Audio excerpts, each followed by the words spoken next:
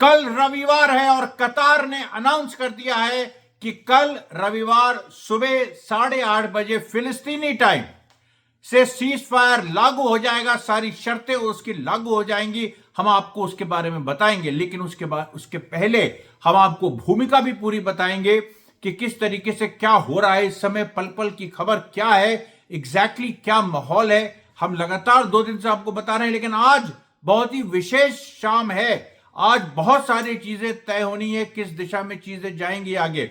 और सबसे पहले देखिए, मैं आपको बताऊं कि मैंने पैलेस्टाइन का झंडा पहना हुआ है। ये जो टी शर्ट है, ये पैलेस्टाइन, ये भारत में मिल ही नहीं सकती, कहीं और मिल ही नहीं सकती। मैं बाहर हूं और मैं एक ऐसे देश में हूं जहां पर फ्री पैलेस्टाइन की जो टी शर्ट है वो पहनना गुनाह नहीं है। वो आप खुल के पहन सकते हैं। और वो बड़ी दूसरी कंट्री, आप जो सोच रहे हैं मिडिल ईस्ट, या अगर सोचेंगे वेस्ट एशिया या उसके पास, तो वो नहीं है, वो साउथ ईस्ट एशिया है। और यहां पर जो है, मैं जहां पर हूं, कुछ व्यक्तिगत काम है, कुछ बहुत ही इमरजेंसी में कुछ आना पड़ा, व्यक्तिगत काम है। लेकिन देखिए, ये जो पूरी बात है, फिलिस्तीन का झंडा जो एक हमने लगाया हुआ है, और ये देखिए, ये यहां पर एक दूसरे देश का झंडा है जहां मैं हूं। और ये देखिए टी शर्ट है, इसके नीचे लिखा है कॉन्ट्रा जायनिस्ट फ्री पैलेस्टाइन, यानी कॉन्ट्रा जायनिस्ट मतलब जायनिज्म के खिलाफ फिलिस्तीन को आजाद करो। तो ये जो देखिए एक जबरदस्त संयोग है। और जो परिस्थितियां वहां पर पैदा हो रही है गाजा में, उसमें 2 बातें हो रही है। जैसे जैसे सीज फायर की घड़ी नजदीक आ रहे हैं और मतलब आ रही है, वैसे वैसे डिटेल्स भी सामने आ रहे हैं अग्रीमेंट के। लेकिन उसके साथ जो इजराइल जो किलिंग कर रहा है, देखिए उसने जब से सीज फायर अनाउंस किया 15 जनवरी से लेके अभी तक, आज 18 जनवरी है, 123 जो सिविलियन हैं फिलिस्तीनी, उनको वो मार चुका है। वेस्ट बैंक में लड़ाई जारी है वहां पर भी, लेकिन एक नया डेवलपमेंट हुआ है जिसने पूरा महमूद अब्बास की हवा निकाल दी है। पूरी तरह से हर स्तर पे जीत फिलिस्तीनियों की और एक्सेस ऑफ रेजिस्टेंस की पूरी तरह से लग रही है। देखिए, अब कोई इसमें शुबे नहीं रह गई, कोई भी मतलब शक की गुंजाइश नहीं रह गई है। तो देखिए, सबसे पहले आज 2 वार्निंग दी। जो 123 लोग मारे गए 15 जनवरी के बाद, फिलिस्तीनी रेजिस्टेंस ने कहा कि ये मत समझ लो कि क्योंकि समझौता हो गया और समझौता होना ही है, उसको कोई अब रोक नहीं सकता, तो सुबह 8:30 बजे कल से ही इजराइल की बमबारी बंद होगी। उसको कायदे से 15 जनवरी को बंद हो जाना चाहिए था। लेकिन अभी तक देखिए पूरी एक शाम बाकी है, और इस शाम को अगर कोई कत्लेआम हुआ तो फिर जो इजराइल अपने होस्टेजेस जो लेगा कल, जो जिनको रिलीज करेगा हमास और रेजिस्टेंस, वो उनके ताबूत आएंगे, वो जिंदा नहीं आएंगे। ये बात साफ कह दी है कि अगर इजराइल ने किसी ना किसी जो अपना ये बमबारी जारी रखी, तो कल होस्टेजेस के ताबूत इजराइल को फिलिस्तीनी रेजिस्टेंस देगा। ये बहुत बड़ी वार्निंग है। ये दिखा रहा है कि फिलिस्तीनी रेजिस्टेंस पूरी तरीके से एग्रेसिव है, ऑफेंसिव पे है, जीत उसके हाथ में। पूरी दुनिया में पिछले 3 दिनों से आपको पूरी दुनिया के कितने विश्लेषकों की बात बता चुका हूं, सब लोग यही कह रहे हैं कि अचंबा हो गया।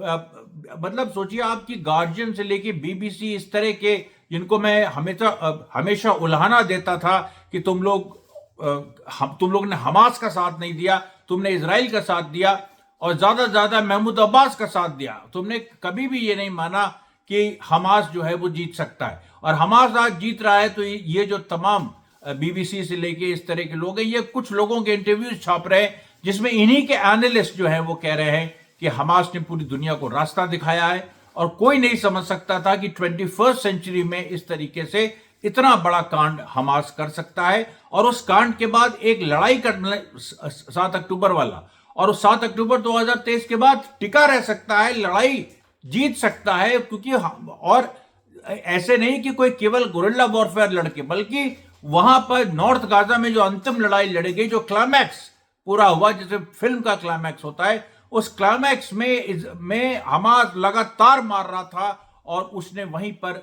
टिक के मारा। यानी गुरिल्ला वॉरफेयर से भी वो एक कदम आगे बढ़ गया। हिट एंड स्टे की जो पूरी पॉलिसी हमास की रही, उसने दुनिया को अचंभित कर दिया। वॉरफेयर के इतिहास में, वियतनाम वॉर में ये नहीं हुआ, स्टालिनग्राड की जो लड़ाई इतनी बड़ी मानी जाती है उसमें भी इस तरह से नहीं हुआ। वहां भी मैं बार बार कहता हूं कि स्टालिन के पास एक सेना थी और उस सेना को उसने, हालांकि जर्मनी घुस गया था अंदर और उसने भी बहुत ज्यादा एक वॉर ऑफ एट्रिशन हो गई थी। जैसे गाजा में वॉर ऑफ एट्रिशन हुई 1857, दिल्ली में वॉर ऑफ एट्रिशन हो गई थी, तो उसी तरह से स्टालिनग्राद में भी हुई थी। लेकिन स्टालिनग्राद में हमेशा ये स्टालिन के पास ऑप्शन था कि वो पीछे से घेर ले जर्मन फोर्सेस। उसके पास एक आर्मी थी और नए लोगों को वो रिक्रूट करने की अपार क्षमता थी, क्योंकि सत्ता में वो बना हुआ था, उसने सत्ता नहीं छोड़ी थी। यहां पर भी गाजा में हमास की सत्ता है, लेकिन कहां रशा और कहां गाजा, दोनों में कोई कंपैरिजन नहीं है।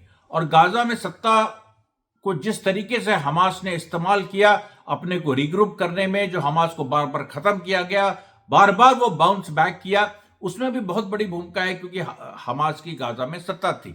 लेकिन उसका जो वो है, जिस लेवल की बातें हो रही है, ये जो उसका एक्सटेंट है वो बहुत ही मतलब लिमिटेड था। किसी ने सोचा नहीं था कि इतने लिमिटेड फोर्स, उसको आतंकवादी समझ रहे थे सब। अब आप सोचिए, अगर उस समय जर्मनी अटैक करता हो, कहता कि नहीं हम तो आतंकवादियों से लड़ रहे हैं, नहीं, जर्मनी ने कहा कि हम रशिया से लड़ रहे हैं इस समय, लेकिन यह बात नहीं कही गई। इस समय इजराइल ने कहा हम आतंकवादियों से लड़ रहे हैं, जबकि गाजा देश से वो लड़ रहे थे, जो फिलिस्तीन, आने वाले फिलिस्तीन देश का हिस्सा है, मुख्य हिस्सा, वो गाजा देश की सरकार से लड़ रहे थे। 7 अक्टूबर को गाजा देश की सरकार ने हमला किया। ये अपने दिमाग में बार बार इसको बिल्कुल बैठा लीजिए। अमरीश मिश्रा स्पीक्स में अमरीश मिश्रा आपसे बार बार यही कह रहा है कि इस चीज को बैठा लीजिए। Hamas has created history, never before in the history of warfare this kind of a fight has been put up by a resistance force and they have actually won the war। ये जो पूरी बात है, ये आप देखिए, अपने दिमाग में बैठा लीजिए। दूसरी बात महत्वपूर्ण सबसे, यमन ने आज फिर हमला किया, और आपको विश्वास नहीं होगा, यमन का जो हमला है आज, उसने कम से कम इजराइल के 4 से 5 जो एरियाज है, यमन ने उस पर हमला किया। और उसमें जेरूसलम और तेल अवीव और लोद, जो लोद एयरपोर्ट है, बेन गुरियन एयरपोर्ट है, वहां पर हमला हुआ। और इतना बड़ा हमला था वो कि उसकी जो विस्फोट है उसके वेस्ट बैंक तक सुनाई दिए, और कई उसके पार्टिकल्स इजरायली सेटलमेंट्स में गिरे, जेरूसलम से लेके तेल अवीव तक। तेल अवीव में बेन गुरियन एयरपोर्ट ने अपनी फ्लाइट्स रोक दी, फिर इजरायली भागे, फिर से 20 लाख इजरायली शेल्टर्स की तरफ भागे, जो इजरायलियों ने कहना शुरू किया कि हम तो समझ रहे थे सीज फायर के साथ युद्ध खत्म हो जाएगा। लेकिन यमन देखिए, एक भी इजरायली वायलेशन हो रहा है, इजराइल बम्बार्डमेंट कर रहा है, 123 लोग 15 जनवरी के बाद से मार चुका है, और उसका बदला यमन ने कहा कि ये जब तक जारी रहेगा तब तक हम करेंगे। इजराइल ने अगर बमबारी, अच्छा, ये एक इसमें ये भी बात है कि जो फर्स्ट फेज है सीज फायर का, जिसमें होस्टेजेस की वापसी होगी और करीब हजारों, में अभी थोड़े से डिटेल्स मिले हैं, हजारों फिलिस्तीनी कैदी छूटेंगे, संगीन से संगीन, जिसमें फिलिस्तीनी जो लोग गिरफ्तार हैं, जो इजराइल ने गिरफ्तार किया, वो छूटेंगे। वो उसके बाद जो सेकंड फेज होगी, और फर्स्ट फेज में परमानेंट सीज फायर की बात हो जाएगी, और सेकंड फेज में परमानेंट सीज फायर इंप्लीमेंट होगा, तो ज्यादा संभावना यह है कि सेकंड फेज तक आते आते फिर से लड़ाई शुरू हो जाए। लेकिन सवाल यहां पर यह है कि इजराइल उस तरह से लड़ नहीं पाएगा पिछली बार की तरह। उसके पास देखिए एक रिड्यूस कैपेसिटी हो गई अपने फाइटर जेट्स की, ड्रोन्स की भी उसकी कैपेसिटी रिड्यूस हो गई है। ट्रंप ने कहीं ना कहीं एक अपने हाथ खड़े कर दिए हैं, या एक टैक्टिक्स के तहत उसने नेतन्याहू को एक लात मारी है और कहा है कि तुम जबरदस्ती अमेरिका पे डिपेंड अब नहीं रह सकते, उसके बाद अगर तुमने वायलेशन किए तो तुम you are on your own. Trump ने यह कह दिया है,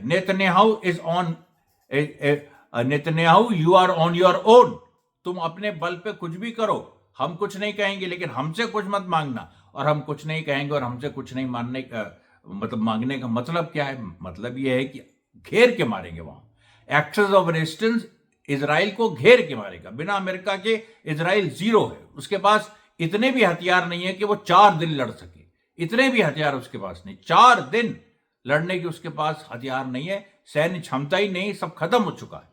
हमास ने और हिजबुल्ला ने, यमन ने, मार मार के इराक ने सब खत्म कर दिया। और लास्ट फेज में तो खैर आप जानते हैं क्या हुआ पिछले 1 डेढ़ महीने में, मैं रोज आपको बता रहा हूं खुद, और वो बातें कंफर्म हो रही।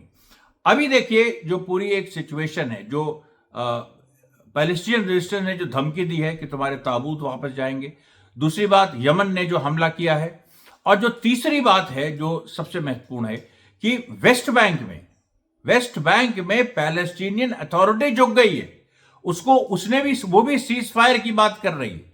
महमूद अब्बास जैसा अजीब सा आदमी जो भारत में, अब उसको कंपेयर करना है तो यहां का जो मध्यमार्गी ऑपोजिशन है, जब वो सत्ता में आता है तो उतना ही क्रूर हो जाता है। हमने देखा है कि कांग्रेस पार्टी जब सत्ता में आती है तो वो किस तरह से बिहेव करती है, या इवन सीपीआई सीपीएम जैसी फोर्सेस किस तरह से बिहेव करते हैं। ये लोग खासतौर पे जो रेजिस्टेंस फोर्सेस है, जो रेडिकल फोर्सेस है, उनका दमन करते हैं, और यही चीज महमूद अब्बास ने की।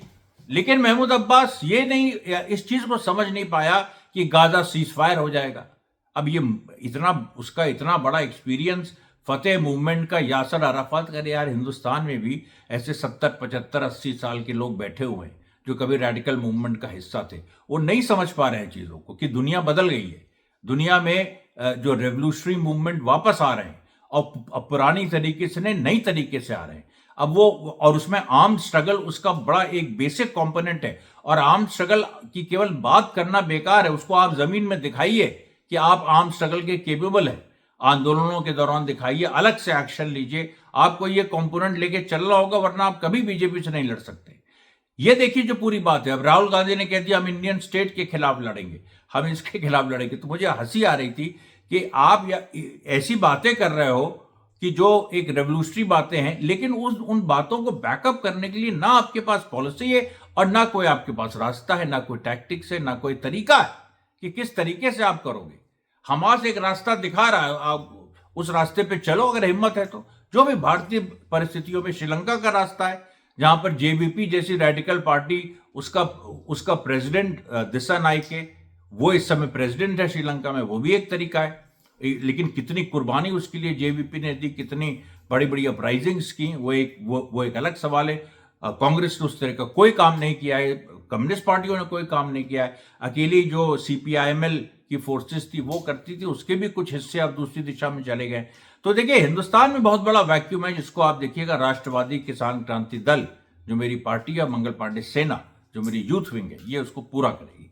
अब हम देखिए आते हैं लेबनान पे। लेबनान में जो पूरे हालात है, लेबनान में बार बार जो जोसेफ आउन जो लेबनान के प्रेसिडेंट बने हैं, आज फिर उन्होंने इजराइल पे हमला किया।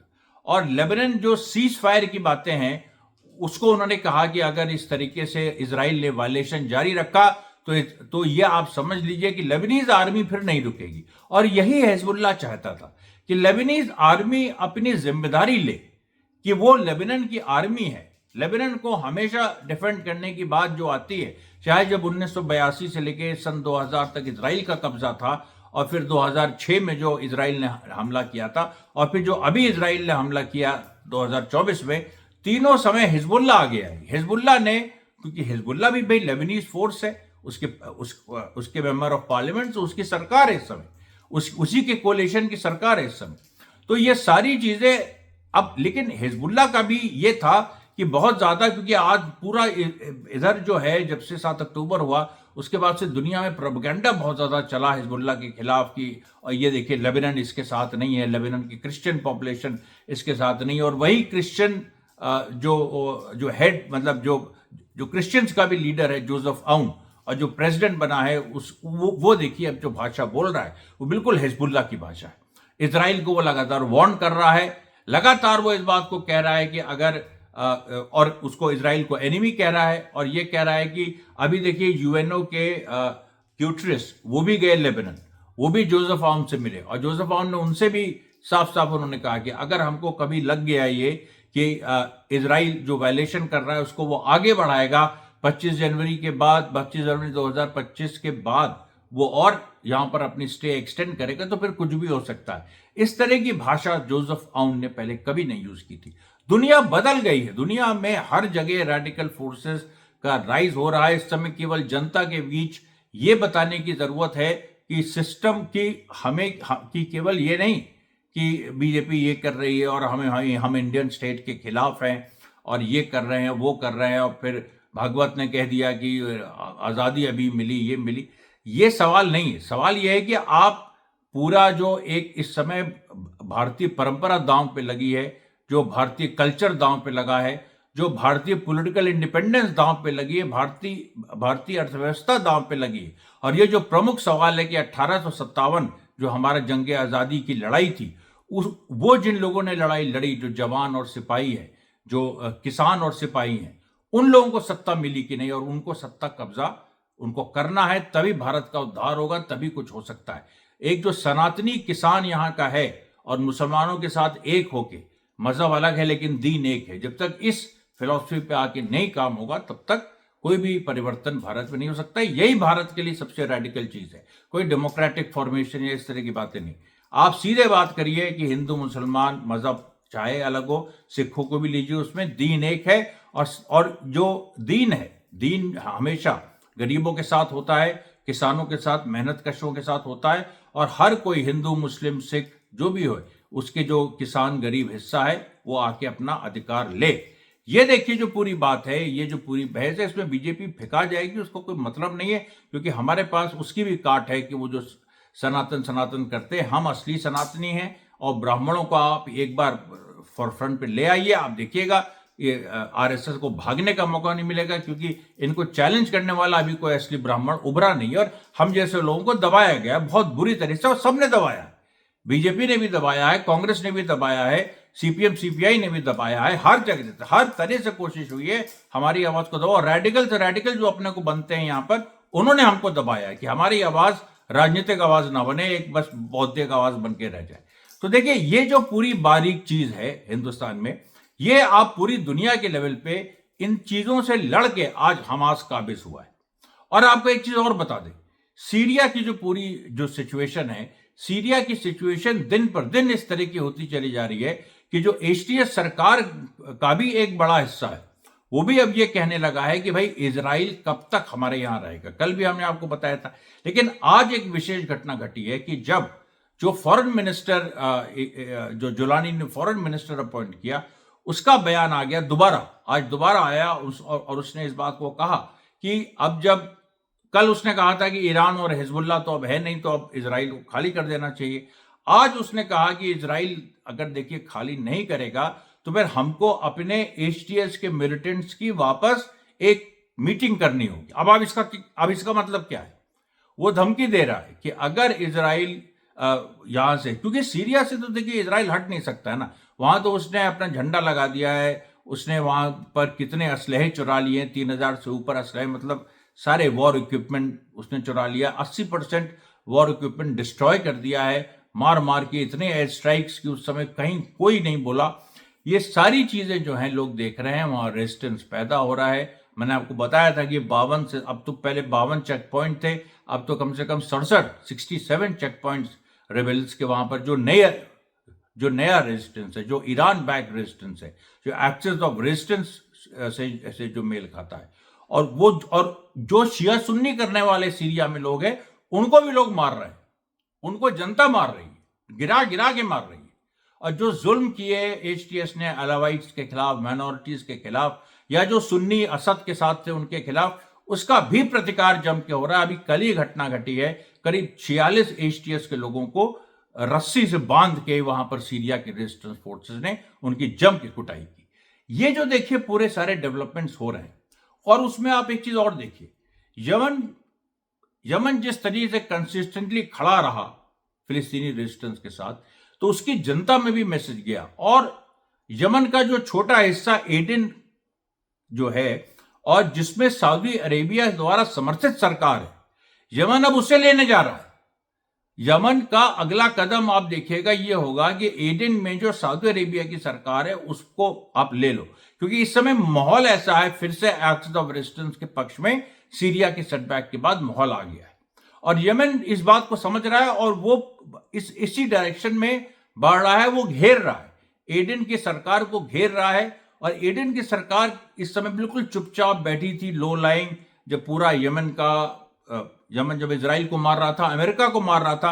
अमेरिका का जो ट्रूमैन कैरियर है, उसने 3 कैरियर तो वापसी कर दिए, अब जो ट्रूमैन कैरियर है वो भी लगभग वापसी के ही पूरे कगार पे है, क्योंकि वो कुछ कर नहीं पा रहा वहां कुछ इफेक्टिव। यमन पे आप सोचिए इतने दिन हो गए, मतलब यमन पे यूएस ने एयर स्ट्राइक्स अनाउंस की थी जनवरी फरवरी 2024 में।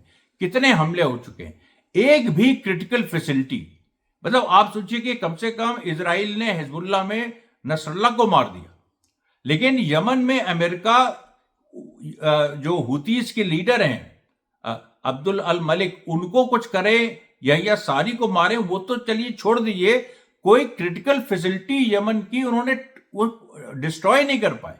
मतलब ऐसा ये किस तरीके का एक मतलब अमेरिका और इजराइल का ये है कि ये हमास से हार जाते हैं और यमन से हार जाते हैं, और यहां पर भारत में महिमा मंडन सब कोई करता है, वामपंथी भी करते हैं अमेरिका की ताकत का महिमा मंडन, और किसी को विश्वास नहीं था जब हम लोग वामपंथियों से कहते थे हमास जीतेगा, ये करेगा, तो कोई मानने को नहीं तैयार था। उनको तो बस एक वही अपना लिबरल ह्यूमनिज्म लगा था कि अरे गाजा में बड़ा कत्लेआम होगा, ये होगा, इजराइल बड़ी किलिंग करेगा। यार किलिंग करेगा, किलिंग उसने जो भी एंटी कॉलोनियल वॉर्स की हिस्ट्री देख लो, इजराइल ने क्या किलिंग की है। इजराइल ने कम से कम सोचा था 10 लाख लोगों को मारेगा वो।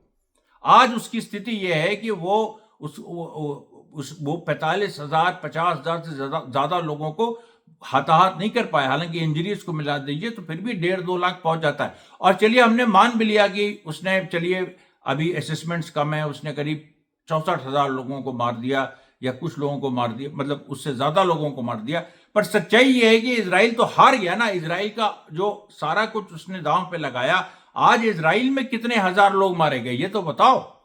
इजराइल में कितने हजार लोग मारे गए, उसके बाद इजराइल, उसमें सबको इंक्लूड करो, जो लोग वुंडेड हैं, जो लोग डिसेबल्ड हैं, विकलांगों की संख्या 50,000 से ऊपर क्यों पहुंच रही है, घायलों की संख्या 30,000 से ऊपर क्यों पहुंच रही है, मृतकों में जो 884 शायद इजराइल ने माना है, उसकी संख्या 5,000 से ऊपर क्यों पहुंच रही है।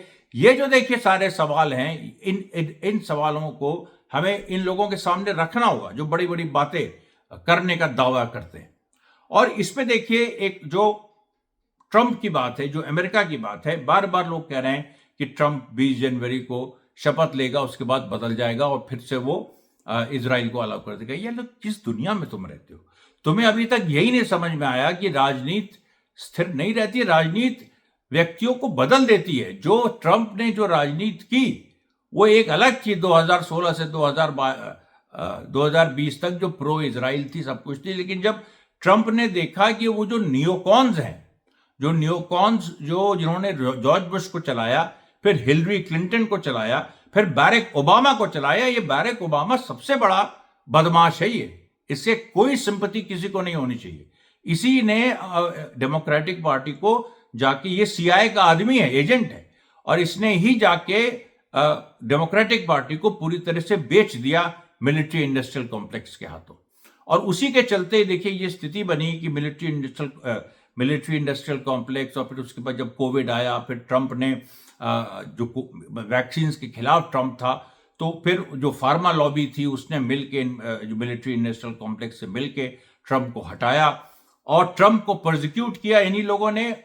जब बाइडेन सत्ता में आया, ट्रंप को हरवाया 2020 में, बाइडेन सत्ता में आया और अभी फिर वही कर रहे थे। लेकिन ट्रंप ने इस बार एक अच्छे खासे जो नए पूंजीपति उभरे हैं दुनिया के लेवल पे, एलोन मस्क जैसे, जो वॉर में उनका इन्वेस्टमेंट नहीं है, उनका इन्वेस्टमेंट स्पेस में है, उनका इन्वेस्टमेंट फ्लाइंग कार्स में है या इलेक्ट्रिक कार्स के, मतलब टेक्नोलॉजी कैसे और आगे जा सकती है। एआई का भी जो एआई लॉबी है वो नहीं है। एक बड़ा हिस्सा जो अमेजॉन के चीफ हैं, जो एक ये चाहते हैं कि जो इंटरनेशनल फाइनेंस कैपिटल के जो इन्वेस्टमेंट्स हैं वो ज्यादा टेक्नोलॉजिकल प्रोग्रेस में जाए, ये विद अ ह्यूमन फेस। वो देखिए वो भी कोई क्रांतिकारी लॉबी नहीं है, लेकिन ट्रंप ने उस लॉबी को पकड़ा और उस लॉबी के साथ प्रो पैलेस्टीनियन जो वोट्स हैं वो ट्रंप के पास आ गए। ये मैं बार बार कहता हूं। इससे देखिए अमेरिका की जो राजनीति है उसमें पूरा 360 डिग्री का टर्न आ गया है। टर्की की आप देखिए हालत देख लीजिए। टर्की कहां से शुरू हुआ था? यहां से शुरू हुआ था कि वो सीरिया के तख्ता पलट के बाद टर्की बहुत मजबूत हो गया। लेकिन आज की जो स्थिति है, टर्की फिर से घिघिया रहा है। टर्की की ये स्थिति नहीं है। वो ये भी हो सकता है कि टर्की के अंदर कोई बड़ा अपहीवल हो जाए। इजिप्ट ऑलरेडी डर रहा है इस चीज से, क्योंकि हमास को जो क्रेडिबिलिटी मिली है, तो एक तरफ ईरान का जो शिया रेवोल्यूशनरी जो आइडियोलॉजी है, जो उसका उसूली स्कूल है हिस्ट्री में, और जो मुस्लिम ब्रदरहुड इधर सुन्नियों में जो रेवोल्यूशनरी स्कूल है, ये दोनों देखिए मिल गए हैं ये हमास के रूप में। हमास भी मुस्लिम ब्रदरहुड का हिस्सा है। मुस्लिम ब्रदरहुड ने इजिप्ट में सरकार बनाई थी और मुर्सी साहब को वहां पर फांसी दे दी गई, और उसके बाद अभी एक सैनिक सत्ता है। तो उसके खिलाफ भी जब ये हमास का उभार हुआ तो फिर इजिप्ट में भी उभार क्यों नहीं हो सकता है? जॉर्डन में ऑलरेडी हो रहा है, बहराइन में हो रहा है। बहराइन में एक वहां पर भी पूरी तरह से टिरनी है और जनता वहां पर मतलब एक राजशाही है, जनता जिसके खिलाफ विरोध कर रही। और सऊदी अरब में क्यों नहीं हो सकता है? सऊदी अरब का देखिए गिरना बहुत जरूरी है, और सऊदी अरब के ऊपर एक एग्जिस्टेंशियल क्राइसिस आ गई, यानी उसकी जो उसका जो बने रहने की है, वो जो इजराइल के पास इजराइल के सामने एक एग्जिस्टेंशियल क्राइसिस आ गई है कि इजराइल का वजूद रहेगा कि नहीं। वही सऊदी अरब के सामने आ गई है कि सऊदी अरब रहेगा कि नहीं। और उस सब के बीच जो विजेता है वो ईरान है, और ईरान के साथ जो उसने खास तौर पे साउथ एशिया में उसने तीनों अफगानिस्तान, पाकिस्तान, भारत को जो कल्टीवेट किया है, ये देखिए इसके बहुत बड़े नतीजे। और लास्ट में ये जरूर बताते चले आपको कि रशिया और ईरान में एक 20 साल की ट्रीटी साइन हो गई है। अगर किसी ने ईरान पे हमला किया तो रशिया को इंटरवीन करना पड़ेगा। धन्यवाद साथियों, बहुत बहुत धन्यवाद।